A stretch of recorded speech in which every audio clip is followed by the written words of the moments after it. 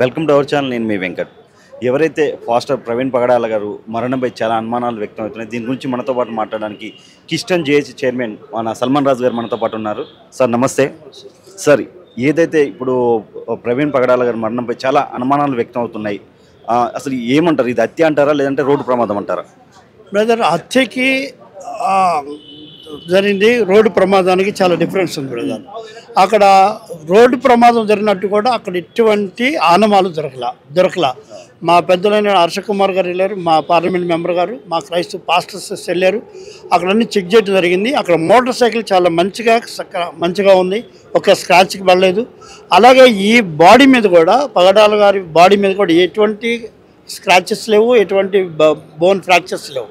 ఖాళీ ముఖం మీద గుద్ది కొట్టి చంపినట్టే ఆనవాళ్ళు ఉన్నాయి, కానీ ఇంకెక్కడ లేవు. దాన్ని మాకు డౌట్ ఉంది. మా క్రైస్తవ సమాజం మొత్తం కూడా చనిపోయిన వ్యక్తి, ప్రమాదం జరిగిన వ్యక్తి భయంకరంగా ఉంటాడు. అటువంటి లేని పరిస్థితిలో ఎందుకు దాన్ని వారు ప్రమాదం అని చెప్తున్నారు అనేది గవర్నమెంట్ మీద మాకు డౌట్. ఇప్పుడు ఎవరైతే ప్రవీణ్ పగడాల గారు ఉన్నారో చాలా డిబేట్లో కూడా పాల్గొనేవాడు, అంటే చాలా మంచి వ్యక్తి అని అంటారు. అసలు ఎందుకు ఆయన చంపవలసిన అవసరం ఎవరికి ఉందంటారు? బ్రదర్, డిబేట్ చేసే వ్యక్తి అయినా ప్రవచనాలు చేస్తూ డిబేట్స్ చేసేవాడు. డిబేట్స్ ఏ రకంగా చేసేవాడు అంటే మంచితనంగా 3 గ్రంథాలు చదివి, మనకి ఏదైతే భారతదేశంలో పెద్ద సమస్యలు ఉన్నాయో, ముస్లిమ్స్ కానివ్వండి, హిందూస్ కానివ్వండి, క్రిస్టియన్స్ కానివ్వండి, ఈ 3 మత గ్రంథాలు చదివిన వ్యక్తి ఆయన. చదివి దాంట్లో మంచిది చెప్పేటువంటి వ్యక్తి ఆయన. దాన్ని నీచిపరచడం, ఒక మతస్థుల్ని దానికి తప్పు, మాదే ఎక్కువ, వాళ్ళ తప్పు, వీళ్ళు ఎక్కువ అని చెప్పిన సందర్భం లేదు. కానీ ఆ విశ్లేషణ టైంలో కొంతమంది ఆయన్ని విసర్జన చేసుకోవటం, ఆయన మీద పగబట్టడం, ఆయన బెదిరించడం జరిగినాయి. ఆయనే పబ్లిక్ మీటింగ్లు చెప్పడం కూడా జరిగింది. అయ్యో నాకు థ్రెట్ చేస్తున్నారు, కొంతమంది బెదిరింపులు చేస్తున్నారు, మీరు జాగ్రత్తగా ఉండండి అని కూడా మా మాతో చెప్పడం జరిగింది పబ్లిక్గా. ఇప్పుడు అక్కడికి ఎవరైతే మన విజయ్ కుమార్ రెడ్డి గారు కానీ, మన ఫాస్టర్, అలాగే మన కేపాల్ గారు చాలామంది వెళ్ళారు, చూశారు. ఎక్కడ బాడీ మీద ఎలాంటి దెబ్బలు లాంటిది లేదు, ఒక పెను సైడే పగిలిపోయింది అంటారు. ప్లస్ బండి మీద ఏదైతే బుల్లెట్ బండి ఉందో ఆ బండి మీద ఉంది, అలాగే రక్తం సీటుకి, టైర్లకి, అన్నిటికీ రక్తం ఉందంటారు. అసలు ఏంటి అసలు? అది కూడా ఆ రక్తాన్ని ఇట్లా జల్లినట్టుంది బ్రదర్. వాళ్ళు చెప్పింది కేపాల్ గారు కానివ్వండి, ప్రసాద్ రెడ్డి గారు కానివ్వండి, హర్షకుమార్ గారు చెప్పడం ఏంటంటే ఆ రక్తాన్ని ఇట్లా జల్లినట్టే ఉంది, కానీ అక్కడ పడితే బాడీ డిఫరెంట్గా ఉంటుంది కదా యాక్సిడెంట్ అనేది. అక్కడ యాక్సిడెంట్ జరిగినట్టు అనమాలే లేవు. అందుకని అది హత్య అని అంటున్నాం. కంపల్సరీ దాన్ని ఈ దర్యాప్తు సరిగ్గా లేకపోతే మేము సెంట్రల్ గవర్నమెంట్కి వెళ్తాం, అక్కడ నుంచి మేము దర్యాప్తు చేయించుకుంటాం. ఇంకా పోస్ట్ మార్టం అయిందా అవ్వలేదా? ఇప్పుడు ఆల్మోస్ట్ అయిందని చెప్తున్నారు బ్రదర్. ఆల్మోస్ట్ అయింది. ఆయన ప్రమాదంగా చనిపోయారని అంటున్నారు. ఇప్పుడు ఆ బాడీ కూడా వస్తుంది. వచ్చినాక మేము అందరం కలుసుకొని, ఇక్కడ అల్వాల్లో ఉందండి అది హౌస్, అక్కడికి వెళ్తున్నాం మేము. దాన్ని మేము అక్కడ చూసి దాన్ని మళ్ళీ అక్కడ స్పందిస్తాం. మీరు ఇప్పుడు పోస్ట్ మార్టంలో రోడ్డు ప్రమాదం అని తెలిసిందంటారు, మరి మీరు ఎలా దీన్ని ఛాలెంజ్ చేస్తారు? మేము దాన్ని ఖండిస్తున్నాం. దాన్ని మేము తీసుకొని వేరే సంస్థల దగ్గరికి వెళ్ళి సిబిసిఐడికి అప్పచెప్పమని మేము డిమాండ్ చేస్తాం. ఇప్పుడు ఈ పోస్ట్ మార్టం అయిపోయింది, బాడీని ఇక్కడికి హైదరాబాద్ తీసుకొచ్చే అవకాశం ఉందా, లేదంటే అక్కడే కార్యక్రమాలు హైదరాబాద్ తీసుకొస్తున్నారు. ప్లస్ ఇంకోటి సార్, చాలా అనుమానాలు కూడా ఎక్కువైనాయి. సోమవారం రాత్రి అతను బయలుదేరినది తెలిసింది. నేను తన స్నేహితుడు ఇంటికి రాజమహేంద్రవరం వెళ్తున్నా అని చెప్పి బుల్లెట్ బండి మీద వెళ్ళాడని చెప్పి, అంత దూరం బుల్లెట్ బండి మీద వెళ్ళవలసిన అవసరం ఏంటని చాలా మంది దీన్ని కూడా అనుమానాలు వ్యక్తం చేస్తారు. ఆయన 45 years 42 years మనిషి. ఆయన సోక్ అది. ఆయన ఎక్కడ పిలిచినా సిటీలో తిరగటం కామన్ అది. ఈవెన్ డిస్ట్రిక్ట్స్ కూడా ఆయన use to go to buy motor cycle only. ఆయనకు అది అలవాటు.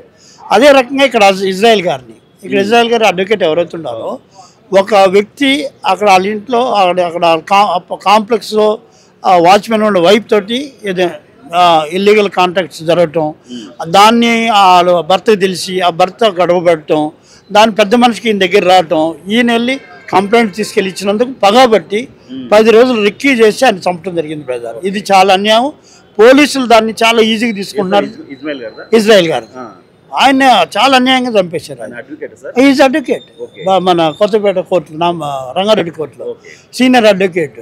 ఆయన అన్యాయంగా చంపేశారు రోడ్డు మీద.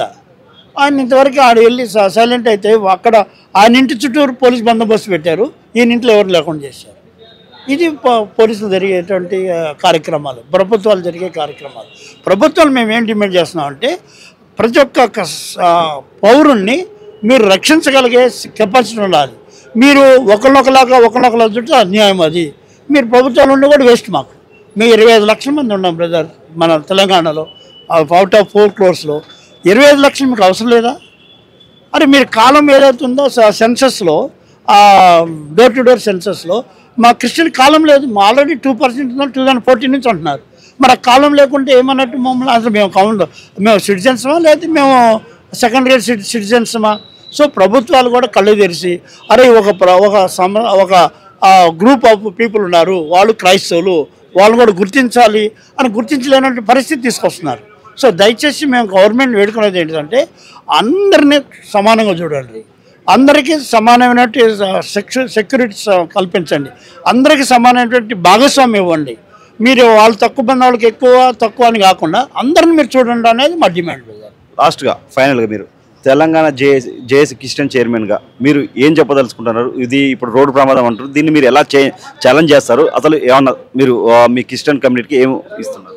మా క్రిస్టియన్ కమ్యూనిటీ అందరూ కూడా, పాస్టర్స్ అందరూ కూడా దీన్ని ఖండిస్తున్నాం. ఖండించి దీన్ని మేము సెకండ్ గ్రేడ్ స్టేజ్కి తీసుకెళ్ళి ప్రభుత్వాన్ని డిమాండ్ చేసి దాన్ని ఎంక్వైరీ చేపిస్తాం. ఎంక్వైరీ చేసి కల్పిట్స్ని పట్టుకొని వాళ్ళని శిక్షించాలని మేము డిమాండ్ చేస్తాం. ఇదైతే ముమ్మాటికి అయితే హత్య అంటారు. హత్య ఇది 100%. Okay, thank you sir.